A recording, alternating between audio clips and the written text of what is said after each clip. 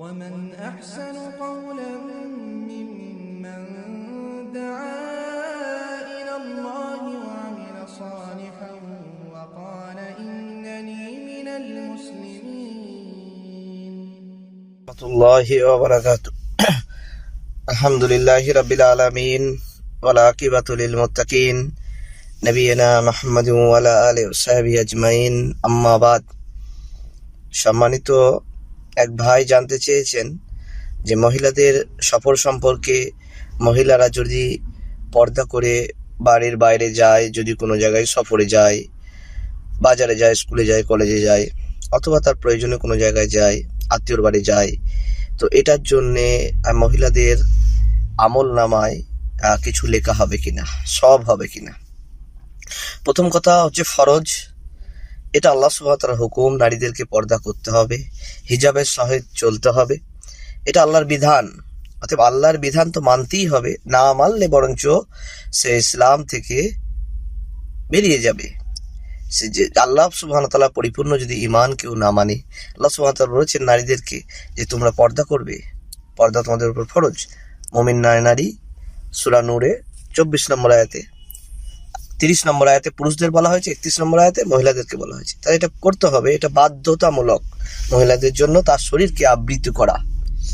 এরপরে সফর সম্পর্কে নারীদের রাসূল সাল্লাল্লাহু আলাইহি ওয়াসাল্লাম সহিহ মুসলিমের 1338 নম্বর হাদিস, আন আবু হুরায়রা রাদিয়াল্লাহু তাআলা আনহু থেকে বর্ণিত হাদিসটি, তিনি বলেন যে নারী আল্লাহ এবং পরকালের বিশ্বাস রাখে, অর্থাৎ আল্লাহর প্রতি ঈমান রাখে এবং আখিরাতের উপর, যে জাজমেন্ট অফ ডে, যেদিন আমাদের সকলের বিচার হবে, ওই বিচারের দিনের প্রতি যারা বিশ্বাস রাখে, ওই সমস্ত নারীদেরকে উদ্দেশ্য করে আল্লাহ রাসূল সাল্লাল্লাহু আলাইহি ওয়াসাল্লাম বলছেন সে যেন আপন স্বামী অথবা মাহরাম পুরুষ ছাড়া সফরে একাকী ভ্রমণ না করে। যেমন কি নারীদের হজের উদ্দেশ্যে মক্কাতে একাকী সফর নারীরা মাহরম ছাড়া করতে পারবে না, কারণ রাসূল সাল্লাল্লাহু আলাইহি ওয়াসাল্লাম বলছেন কোনো নারী নিজের মাহরম সঙ্গী ছাড়া একাকী সফর করবে না, নিষেধ। এ সম্পর্কে এক সাহাবী কেরাম আরজ করেন রাসূল সাল্লাল্লাহু আলাইহি ওয়াসাল্লামকে যে ইয়া রাসূলুল্লাহ, আমি তো জিহাদে যাচ্ছি, আমার স্ত্রী হজে যেতে চাইছে, আমি কি করব? আমি তো জিহাদে চলে যাব, আমার স্ত্রী বলছে হজে যাব। আর রাসূল সাল্লাল্লাহু আলাইহি ওয়াসাল্লাম তাকে বললেন যে কোনো মহিলা মাহরম ছাড়া হজ উমরা করতে পারবে না। তখন রাসূল সাল্লাল্লাহু আলাইহি ওয়াসাল্লাম বললেন তাকে, সেই সাহাবে কেরামকে, তুমি জিহাদে না গিয়ে তুমি তোমার স্ত্রীর সাথে হজে সফরে যাও। হাদিসটি উল্লেখ করা হয়েছে সহিহ বুখারী 3006 নম্বর হাদিস। অতএব নারীদেরকে রাসূল সাল্লাল্লাহু আলাইহি ওয়াসাল্লাম বলেছেন যে এ নারী তোমরা সাবধান থেকো, আমি জাহান্নামে অধিকাংশ নারী দেখেছি, ওয়ালাকাদ কাসীরাম ফি নিসা নার, অধিকাংশ নারী জাহান্নামে যাবে, অধিকাংশ নারীকে দিয়ে আল্লাহ সুবহানাহু ওয়া তাআলা জাহান্নামকে ভর্তি করবেন এবং জাহান্নামের অধিকাংশ অধিবাসী হবে নারী। অতএব নারীদেরকে সাবধান করেছে, নারী তোমরা হেফাজত করো নিজেদেরকে, তোমরা নিজেদেরকে হেফাজত করো, নসিহত করেছেন রাসূল সাল্লাল্লাহু আলাইহি ওয়াসাল্লাম। এরপরেও বলা হয়েছে যে 4টি কাজ করলে ওই নারী জান্নাতে যাবে। হাদিসটি মিসকাতের হাদিস, আপনার 3254 নম্বর হাদিস, সনদ এটা হাসান। তবে এই হাদিসটি শেখ আলবানী রহমাতুল্লাহ এটাকে সহিহ বলেছেন, অন্যান্য এই হাদিস গ্রন্থে এটাকে আবার জয়ীফও বলা হয়েছে। তো এই 4টি কাজ কি? রাসূল সাল্লাল্লাহু আলাইহি ওয়াসাল্লাম বলেন, আনাস ইবনে মালিক রাদিয়াল্লাহু তাআলা হাদিসের রাবী, তিনি বলেন যে রাসূল সাল্লাল্লাহু আলাইহি ওয়াসাল্লাম বলেছেন যে যখন কোনো নারী 5 ওয়াক্ত সালাতকে ওয়াক্ত হিসেবে, অর্থাৎ নির্দিষ্ট সময়ে গাফেল ছাড়া, মুনাফিকি ছাড়া কেউ যদি 5 ওয়াক্ত সালাত আদায় করে, অর্থাৎ জোহরের টাইমে, আসরের টাইমে, মাগরিবের টাইমে, ইশার টাইমে, এমন নয় যে জোহরেরটা আসরের টাইমে কাজ করছি, সিরিয়াল দেখছি, সমস্ত কিছু সিরিয়াল দেখা গেল একসাথে একদম নামাজ পড়ে নেবো, এই সালাত আল্লাহর কাছে পছন্দ নয়। কারণ ইন্নাস সালাতা, নিশ্চয় নামাজ, কানাত আলাল মুমিনিনা, মুমিনদের উপর কিতাবাম মাওকুতা, নির্দিষ্ট সময়ে সালাতকে ফরজ করা হয়েছে, সূরা নিসা 103 নম্বর আয়াত। এরপরে 2 নম্বর হচ্ছে রমজানের সিয়াম পালন করবে, রমজানের পূর্ণভাবে সিয়াম পালন করবে, যখন তার মাসিক হবে বা শরীর খারাপ হবে সেটা বাদ দিয়ে রমজানের সিয়ামকে পালন করবে। 3 নম্বর লজ্জাস্থানে হেফাজত করবে, লজ্জাস্থান সে হেফাজতে রাখবে।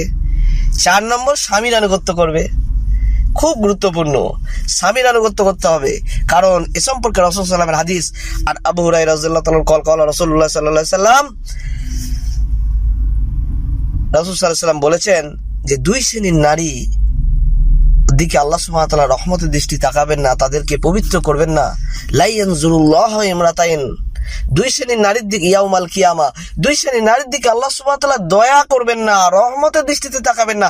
আল্লাহর দয়া রহমত এত আছে, আল্লাহ সুবহানাহু ওয়া তাআলা 1% দয়াকে দুনিয়ায় পাঠিয়েছেন, 99টা দয়া রহমত আল্লাহর কাছে রেখে দিয়েছেন।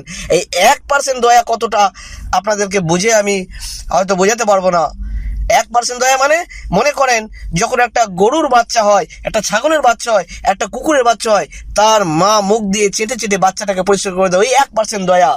একটা রিস্কাওয়ালা ছেলেকে যখন কিডন্যাপ করে, যে যখন 2 লাখ টাকা দিতে হবে, না ছেলেটাকে মেরে ফেলবো, রিক্সাওয়ালা ভিক্ষে করে মানুষের কাছে চেয়ে দরকার হলে কিডনি রক্ত বিক্রি করেও টাকা জোগাড় করে ছেলেটাকে বাঁচাবার জন্য, ওই 1% দয়া চিন্তা করেন।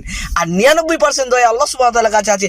এত দয়া থাকার পরও দুই শ্রেণীর নারীর দিকে আল্লাহ সুবহানাহু ওয়া তাআলা তাকাবেন না, দুই শ্রেণীর নারীর দিকে আল্লাহ সুবহানাহু ওয়া তাআলা রহমতের দৃষ্টিতে দেখবেন না, এবং দুই শ্রেণীর নারীর দিকে যদি আল্লাহ সুবহানাহু ওয়া তাআলা না তাকান, ওই দুই শ্রেণীর নারী জাহান্নামে যাবে। কোন নারী? লা ইয়ানজুরুল্লাহু ইমরাতাইন ইয়াউমাল কিয়ামা, দুই শ্রেণীর নারী।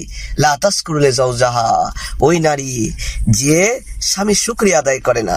ওয়াহিয়া লা তাস্তাগনি আনহু, যে স্বামীকে নিজের জন্য যথেষ্ট মনে করে না, মনে করে তোমার সাথে বিবাহ হয়ে এটা হলো, ওই যদি ওর সাথে বিয়ে হয়ে দেখো ও বউকে কত ভালোবাসে, বউকে কিরম দামি দামি শাড়ি কিনে দেয়, গহনা কিনে দেয়, ও ভালো লেগেছে, তোমার সাথে বিয়ে হয়ে আমার জীবনটা ছারকার হয়ে গেল, তোমার কাছে এসে পর্যন্ত আমি সুখ পেলাম না, জীবনটা আমার জ্বলে গেল।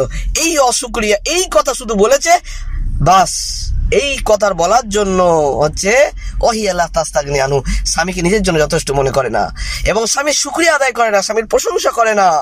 এই দুই শ্রেণীর নারীর জন্য রাসূল সাল্লাল্লাহু আলাইহি ওয়াসাল্লাম বলেই দিয়েছেন, এই দুই শ্রেণীর নারীর দিকে আল্লাহ সুবহানাহু ওয়া তাআলা তাকাবেন না, মানে তাদের ঠিকানা হবে জাহান্নাম। তাই সম্মানিত দিনী ভাই, এই বিষয়গুলো আমাদের সম্মানিত বোনেদের কাছে উপস্থাপন করতে হবে যে দুই শ্রেণীর নারীর দিকে রাসূল সাল্লাল্লাহু আলাইহি ওয়াসাল্লাম নিষেধ করেছেন যে আল্লাহ সুবহানাহু ওয়া তাআলা তাকাবেন না ওই দুই শ্রেণীর নারী যারা স্বামীর শুকরিয়া আদায় করে না এবং স্বামীকে নিজের জন্য যথেষ্ট মনে করে না। তাই এখানে আপনার যে মূল প্রশ্ন হলো যে পর্দার বিধান করতে হবে পরিপূর্ণভাবে, এবং মাহরম ছাড়া সফর করা যাবে না, এবং পর্দা করেই চলতে হবে। সে যদি পর্দা আল্লাহ সন্তুষ্টির জন্য এবং নিজেকে আবরু হেফাজত করে, অবশ্যই তার সব হবে। আর যদি আপনার হচ্ছে সে পর্দা করলো কিন্তু উদ্দেশ্য সফল হতে হবে, সফরের একটা উদ্দেশ্য, নেক উদ্দেশ্যে, ভালো কাজের জন্য যেতে হবে। এখন কেউ পর্দা করে সিনেমা দেখতে গেল, পর্দা করে পার্কে গেল, তাহলে তার নেক উদ্দেশ্য নাই, উদ্দেশ্য নেক হতে হবে। আর অপ্রয়োজন ছাড়া নারী বাইরেও যাবে না, এগুলো রাসূল নিষেধ করেছেন। প্রয়োজনে যাবে, কারণ অপ্রয়োজন ছাড়া বাইরে যাবে না, সেখানে ফিতনা আশঙ্কা থাকতে পারে। তাই আমাদের সব দৃষ্টিকোণ থেকে বলা হয়েছে, দেখে আমরা বলবো যে নারীদেরকে নিজেদেরকে পর্দা আবরুর মাধ্যমে, যদি সে কোনো কাজ চাকরি করে অথবা স্কুলে যায় অথবা কোনো প্রয়োজনে ডাক্তারের কাছে যায়, অবশ্যই আল্লাহ সুবহানাহু ওয়া তাআলা তাকে হেফাজত করবেন। সে যদি আল্লাহকে ভয় করে, আর আল্লাহ সুবহানাহু ওয়া তাআলা বলেছেন যে ব্যক্তি আল্লাহকে ভয় করবে আল্লাহ তার জন্য যথেষ্ট। যখন কারোর জন্য আল্লাহ যথেষ্ট হয়ে যাবে, তার আর কিচ্ছু লাগে না। আসল উত্তর পেয়েছেন, জাযাকাল্লাহ খায়ের।